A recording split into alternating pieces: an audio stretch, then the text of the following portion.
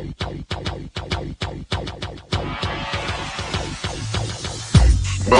to the Odds Breakers, number one place for shared, sharp betting information.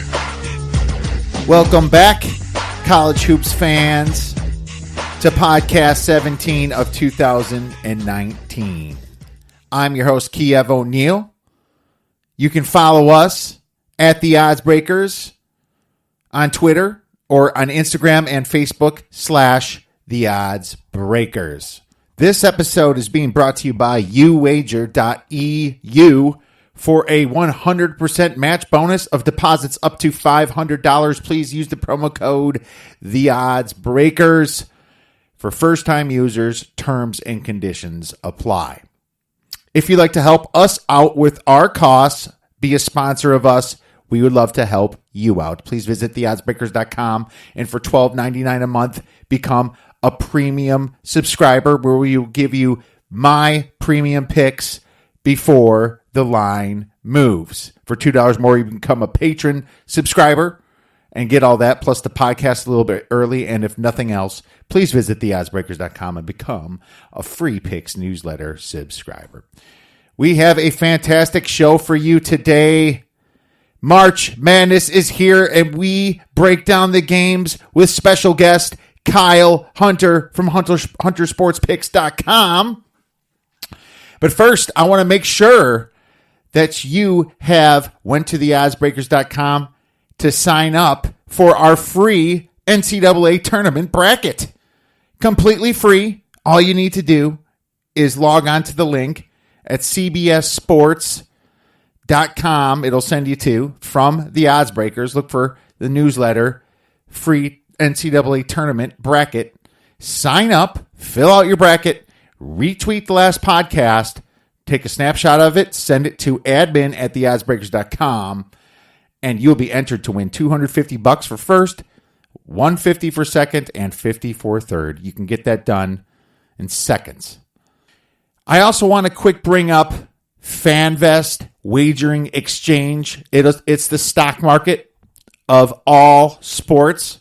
Fanvest is a digital exchange that lets you invest in and trade fantasy sports teams like stocks to monetize your sports knowledge without losing your wallet. Fanvest replaces complicated odds with intuitive, tradable fantasy sports teams whose values are determined by the marketplace. Fanvest is launching a free-to-play March Madness Portfolio Challenge on Selection Sunday, March 17th, with a $5,000 cash prize for the winning portfolio. Beyond simply picking a bracket, which locks you in for the entire tournament, Fanvest lets you play through the final round. On Selection Sunday, sign up for free on Fanvest Wagering Exchange to receive 1,000 Fanbucks to build your portfolio teams you think will advance. Team shares are priced on historical win percentage, which just adjusts as the tournament progresses, allows you to reinvest the remaining teams after each round. If you're bullish on a particular team, you can increase your exposure the way a bracket won't let you, or get rewarded by picking a lower seeded team or any of them. So much less risk busting your bracket, and you are always playing. Join Fanvest at Fanvest Wagering Exchange for your shot at the $5,000 prize, and everyone in the top 10 gets at least 100 bones. You know what I'm going to be in? This is a fun, new, totally free way to participate in March Madness and the NCAA tournament. Join us at Fanvest Wagering Exchange.com on Selection Sunday. All right, without further ado, let's get right into it with Kyle Hunter from Hunter Sports Picks. Right on. All right, now I'd like to welcome back a great guest and well-known handicapper in the industry, Mr. Kyle Hunter. You can follow him at Kyle Hunter Picks on Twitter. Check out his website at HunterSportsPicks.com. How you been, Kyle? Hey, I'm doing great. This is a great time of the year. I love this time of the year as a fan. And Love it as a sports bettor also. You can't beat the first week of March Madness. No, man, everybody's excited. Everybody's filling out their brackets. Everyone thinks their team has a chance. All these crazy odds out there. There's one I just saw posted, minus 190 over 1.51 seeds to make it. You know, you think Duke, North Carolina, Virginia right there. Then you look at the 2 seeds like Michigan State and Kentucky, and John Beeline's Michigan. And it's like, wait a second here, pump the brakes. So, there's some legitimate teams that can make a run here, aren't there? Absolutely. I think this is, Duke's a good team. They have the highest upside of anybody. I think that's unquestionable, but you have to win every single game. That's what's beautiful about the NCAA tournament is you can't have one misstep. And I don't think that Duke's so good that they couldn't lose this. I mean, there are plenty of teams here who are capable of winning this tournament. I think that makes it more fun than if you already know who's going to win it. Absolutely. I mean, you see Baltimore, Maryland last year. Of course, they're going to be talking about this for 10 years, unfortunately for Virginia. But if they could lose, if Virginia can lose to them, then Duke could lose to a 5 seed. I mean, Duke's got a few issues with 3-point shooting and free throw shooting. You never know what happens at the end. Not even the best players can stop one player that's all of a sudden just shooting out of his mind 75-80% from all over the 3-point line. That happens in this tournament, and that's why people love to pick upsets, and it's just so exciting. And I cannot wait to get watching, starting tonight with the play-in games, my man. Well, let's get right into it. Snubs, real quick. Is there any teams you think that really deserve to be in? Well, first of all, I think you have to say that the bubble was extremely weak this year. A lot of the teams that were being talked about here were really not very good. So, I don't think we can say, oh, this really good team just missed out. I think there's several teams who got in that are pretty questionable teams. I will say I'm surprised that TCU didn't make it in. The Big 12, a really tough conference. As deep as that conference is, I would have figured TCU would be in it. The other I would have guessed would be the SoCon. Southern Conference was really strong this year. I think either Furman or UNC Greensboro probably should have been in the bracket.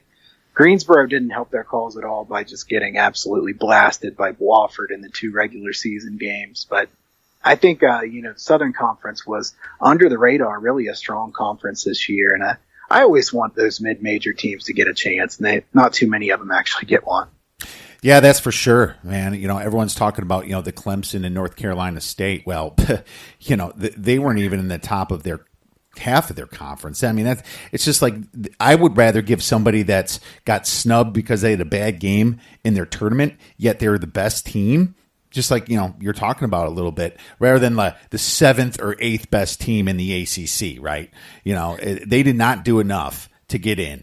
And this is a big field. I don't want to expand it anymore. I think it's perfect at 64, 68, right, with the playing games out of 353 teams, right?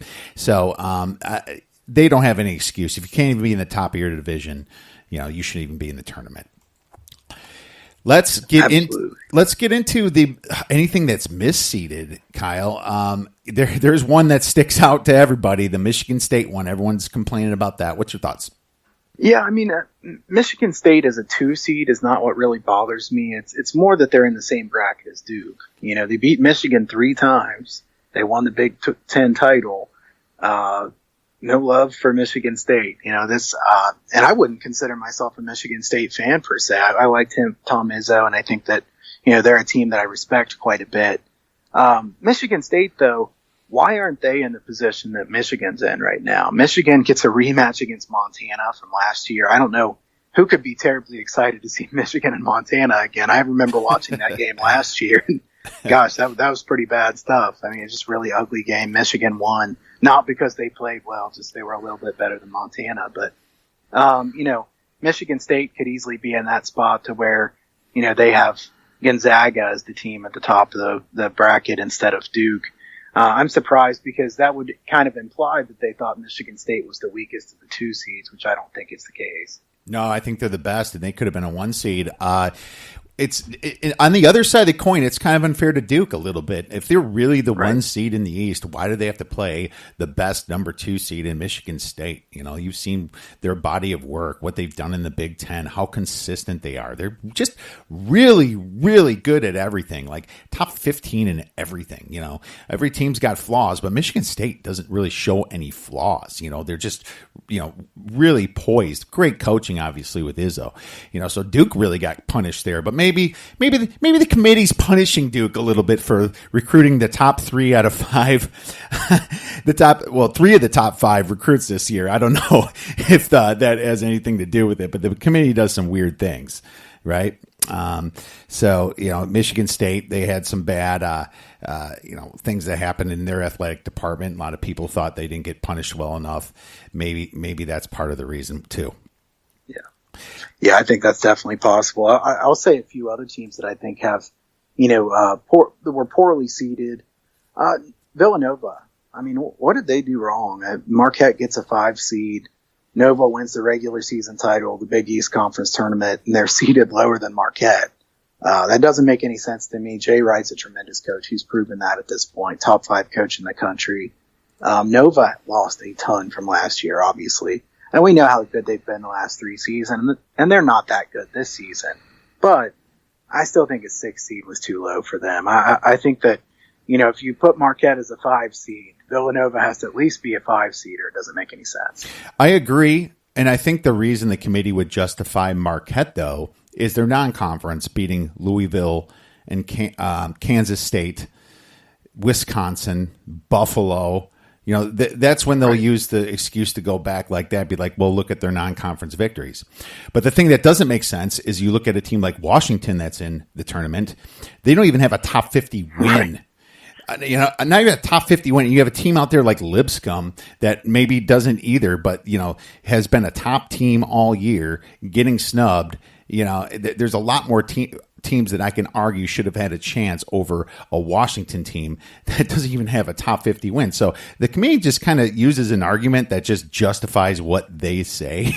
And, to be honest with you, we shouldn't get all that mad because we have a tournament of 64 teams when college football is 4 teams, right? So at least we have that. And, the teams can always say, just be better next year. But yeah, the hottest team, definitely Villanova. You look at Marquette losing, 5 of the last 6 games. Not a good look for them.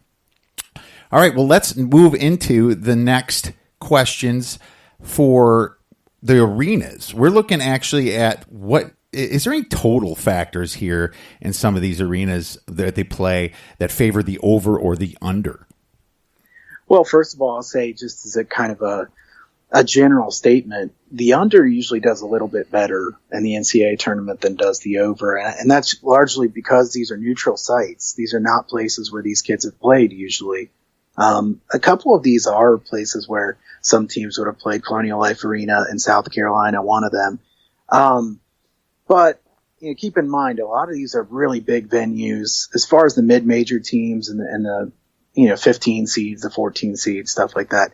They're not going to play in anything nearly this big in the regular season. The sight lines are much different. The shooting backdrop's far more difficult.